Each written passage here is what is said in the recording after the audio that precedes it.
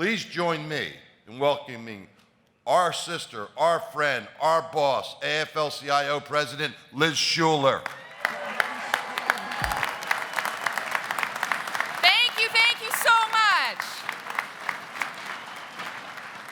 And I want to thank the tradeswomen for that amazing escort into the room. If you have not sent someone to the Tradeswomen Build Nations yet, do it immediately. We're looking forward to that in New Orleans in the fall. Oh my gosh, look at this crowd, Thank you so much, Sean, for the introduction. Thank you for your partnership, Sean's like my big brother in this movement. We've been working together for so many years, and I look to him for mentorship, guidance, advice, and just friendship, frankly. I just want to say thank you to Sean for being there every step of the way. Obviously, thank you so much for the incredible vision that you have brought to this building trades agenda. Brandon Bishop, who has stepped in beautifully into the role of Secretary-Treasurer. I know what it's like to be a Secretary-Treasurer, the hard work behind the scenes, and you've done such a great job here with the conference as well. And to the General Board of Presidents, every single president you see on this stage is a fighter, a champion, and is leading not just your unions, but the labor movement. So let's give them a hand.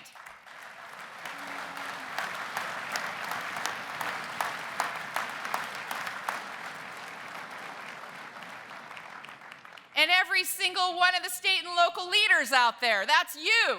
You have turned the building trades into a powerhouse all across North America. Thank you for your hard work and dedication.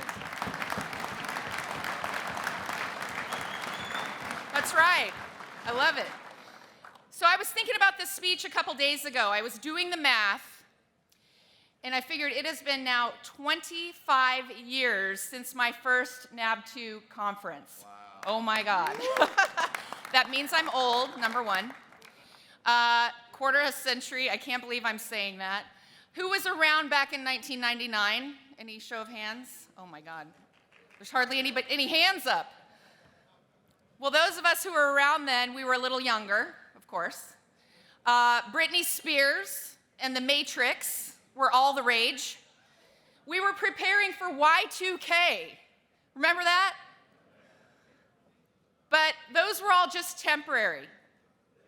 The one through line, the one constant that has never changed in those 25 years is the respect of our building trades unions, the respect that you have all over this country and across Canada. It is remarkable.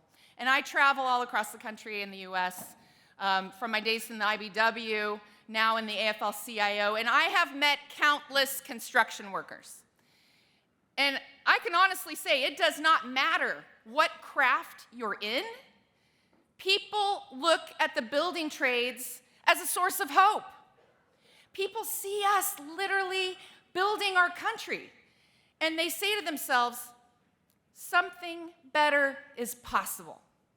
If I work hard, if I get the opportunity, if I stand together with my fellow workers, my life can change too. I can show up to work and feel good. I can grow. I can thrive. That is the story of our unions, and that story matters. We just need to tell it. We need to tell it far and wide so every worker in this country can hear it loud and clear. Because we're in one of those moments. We are in one of those moments where the pendulum is going to swing one way or the other. We're either going to look back 10 years from now, when we're sitting in this conference, you'll remember this moment. 10 years from now, you'll say, wow, we did everything we could to take advantage of this opportunity to grow our market share. We did everything we could, and look at us now. Or 10 years from now, you'll look back and say, wow, if only we'd done more, right? That is where we are. Because the investments are there, The public is on our side. And people are fed up with the way things have been going. And they're right to be, aren't they? Yeah. Does it make sense to anyone in this room that the average CEO is making 272 times what the average worker is making? Does it make sense to anyone in this room that Jeff Bezos, you know Jeff Bezos? He makes in 7 seconds what an Amazon warehouse worker makes in a year, right? That he has enough money to rocket himself into space while, you should stay there. He's gonna rocket himself into space while, yeah, hopefully, while half this country lives paycheck to paycheck. It is not right. People are doing more and more for less and less of the pie. And they want to know that things can change, that it doesn't have to be this way. And they're being offered 2 paths right now. One is to demonize, turn on their fellow workers, to divide ourselves by race, by orientation, by religion, by immigration status. And then there's the other path, the better path, the path where we come together, where we take on our real enemies, where we bring hope and better lives to tens of millions of people, right? Those are the 2 paths. Well, the good news is, finally, people are seeing that the labor movement is the place to go to make change. That's right, the labor movement.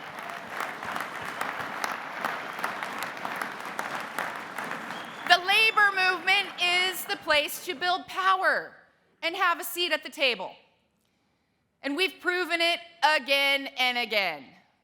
Our apprenticeship programs, they're the gold standard, a pathway to the middle class.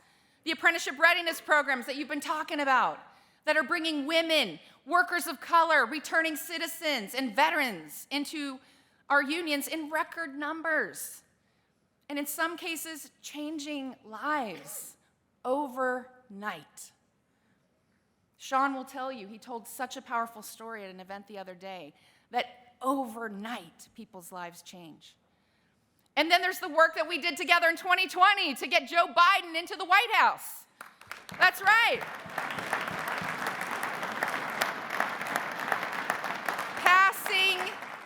Passing the largest federal investments in our country in an entire generation. What are we calling it? Infrastructure generation. I heard it yesterday referred to as tool belt generation, because all these young people are coming in, Generation Z, right? They're looking to the trades. What about the American Rescue Plan? Done. Multi-employer pension relief? Done.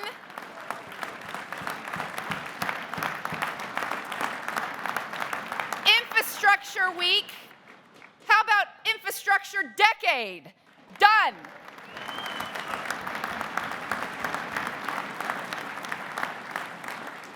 The IRA, chips, done and done. That's right. So the choice we have in front of us is clear, and it couldn't be more clearer. We have a president who walked a union picket line for the first time in American history during the auto workers' strike. Yes. That's right.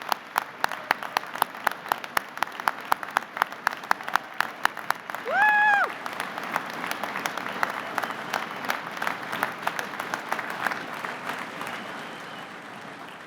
And if that doesn't say it all, we have a president who has created more than 14 million jobs, running against a guy whose best job creation right now is for his own lawyers.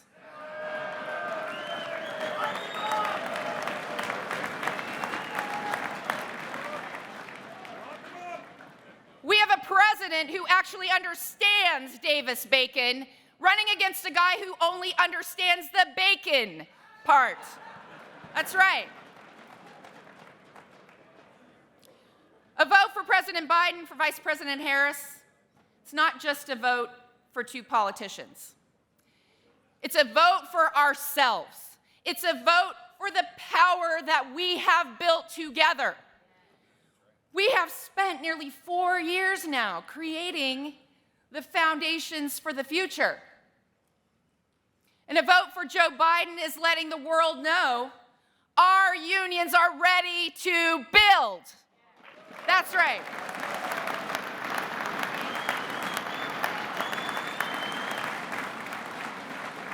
So yes, we have to mobilize like never before for this election. But it's not an either or. We can't just do politics or organize. We have to do both. And so I want to say, too, that our number one priority has to continue to be organize, organize, organize. Yeah. That's right. So we have to keep organizing in our own unions, yes, but also to support each other's campaigns across our movement. And I know that sounds like fiction, but we're at a moment now where we have to work together to show the power of a union in every industry, in every sector of the economy. Like when Sean over here showed up and walked the picket line with SAG-AFTRA this past year, right? That kind of solidarity.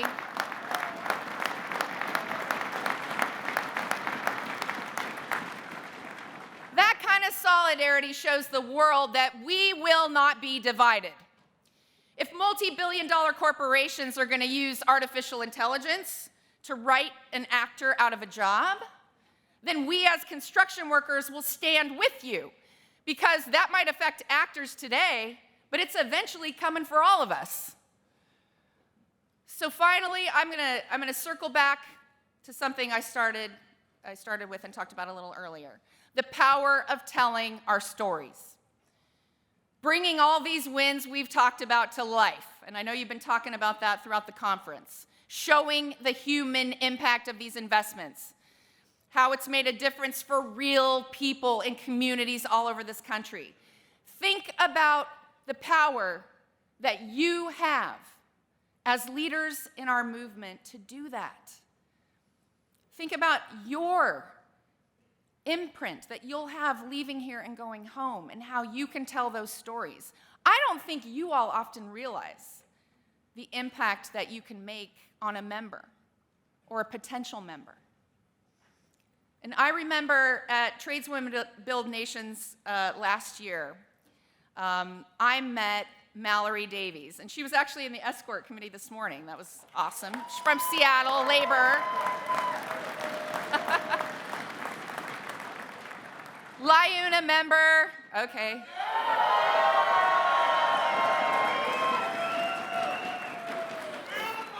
Feel the power, we got you.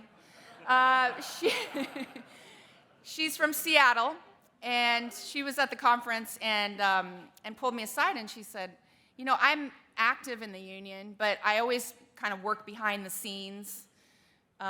She, you know, went to work, did her job, and then she would volunteer and do, you know, various things within the local, but never in a leadership role.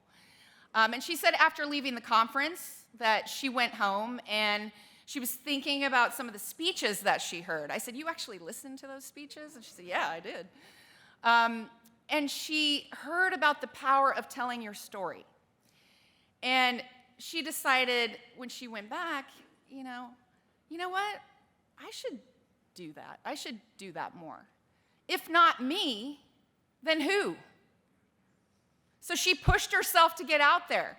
She worked with her business manager to recruit more women into the local. She then became active at the State House and started lobbying for legislation. Think about that. Think about your power to influence another Mallory within your union.